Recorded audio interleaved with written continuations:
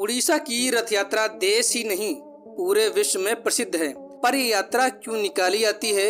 इस रथ यात्रा का इतना विशेष महत्व कि भक्त भारत से ही नहीं वरन विदेशों से भी आते हैं। इस रथ यात्रा की हर एक बात इतनी विशेष है कि जैसे सोने की झाड़ू से नगर की सफाई, एक ऐसा कुआं जो साल में केवल एक बार खुलता है।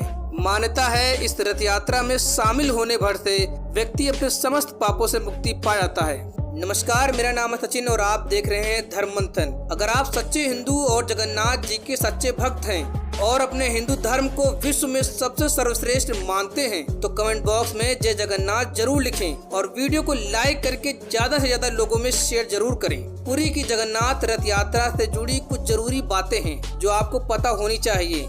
अगर आप भी जगत के नाथ की रथ यात्रा का हिस्सा बनने का प्लान कर रहे हैं तो इससे पहले इससे जुड़ी हुई इन खास बातों को एक बार जरूर जान लें। नंबर 1, 4 धामों में से एक है जगन्नाथ यात्रा। हमारे हिंदू धर्म में 4 धाम यात्रा का विशेष महत्व होता है।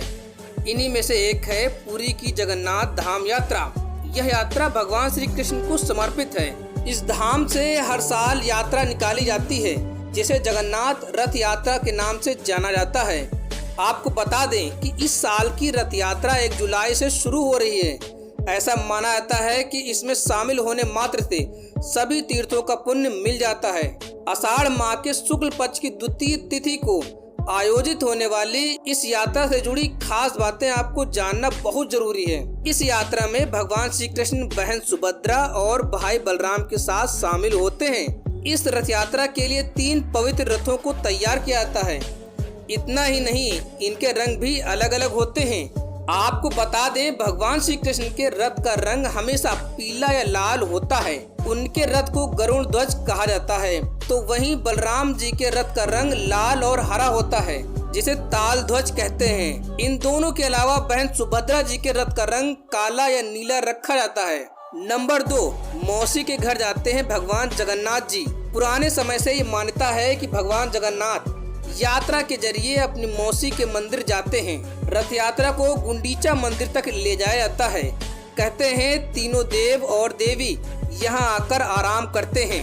यहाँ आकर भी श्रद्धालु भगवान श्री कृष्ण की आराधना में लीन हो जाते हैं। भगवान श्री कृष्ण की जगन्नाथ यात्रा आषाढ़ माह की द्वितीय तारीख को शुरू होती है, जिसके बाद भगवान शुक्ल पक्ष के 11वें दिन अपने द्वार लौट कर आते हैं। नंबर 3, सोने की झाड़ू से होता है रास्ता साफ। आपको बता दें यात्रा के शुरू होने पर गजपति राजा यहाँ आकर रथ यात्रा की शुरुआत करते हैं। इतना ही नहीं, सोने की झाड़ू से भगवान के जाने तक का रास्ता साफ करते हैं। लेकिन यात्रा की सबसे खास बात कि आपको पता है कि यात्रा के समाप्त होने के बाद भी कुछ दिनों तक भगवान की प्रतिमाएं रथों में स्थापित रहती हैं। भगवान श्री कृष्ण, बलराम जी और देवी सुभद्रा जी के लिए मंदिर के द्वार एकादशी पर खोले जाते हैं। प्रतिमाओं को यहाँ लाने के बाद स्नान कराया जाता है और विधि के तहत पूजा पाठ किया जाता है। नंबर 4, भगवान जगन्नाथ का यहीं पर हुआ था जन्म। आपको बता दें स्नान पूर्णिमा को ज्येष्ठ पूर्णिमा भी कहा जाता है। ऐसी मान्यता है कि इस दिन भगवान जगन्नाथ का जन्म हुआ था।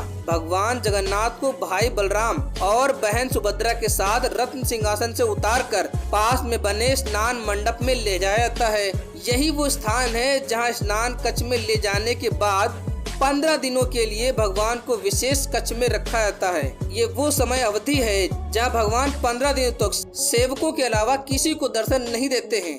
इतना ही नहीं, 15 दिन के बाद जब भगवान कक्ष से बाहर आते हैं तो भक्तों को दर्शन देते हैं। इसी के बाद अगले दिन भगवान भाई बलराम और बहन सुभद्रा के साथ रथ पर सवार होकर नगर भ्रमण के लिए निकलते हैं। नंबर 5, एक ऐसा कुआं जो साल में खुलता है केवल एक बार। ऐसी मान्यता है कि जिस कुएं के पानी से भगवान जगन्नाथ को स्नान कराया जाता है वो साल में केवल एक बार खुलता है। इतना ही नहीं, 108 घड़ों के पानी से भगवान को स्नान कराया जाता है। हर साल नीम की लकड़ियों से भगवान की प्रतिमा बनाई जाती है। भगवान जगन्नाथ के साथ बलराम और सुभद्रा की भी प्रतिमा नीम की लकड़ियों से ही बनाई जाती है। भगवान जगन्नाथ के रथ की ऊंचाई 45.6 फुट होती है, जिसे नंदी घोष भी कहा जाता है। बलराम के रथ का नाम ताल ध्वज और सुभद्रा के रथ का नाम दर्पदलन रथ होता है। भगवान जगन्नाथ स्वामी का रथ निर्माण कार्य अक्षय तृतीया के दिन से शुरू हो जाता है, जो आषाढ़ माह के शुक्ल पक्ष की द्वितीय तिथि तक पूरी तरह से तैयार हो जाता है। दोस्तों, आपको ये वीडियो कैसी लगी? वीडियो अच्छी लगी है तो वीडियो को लाइक, शेयर और कमेंट जरूर करें। मिलते हैं आपसे नई वीडियो में, तब तक के लिए जय हिंद।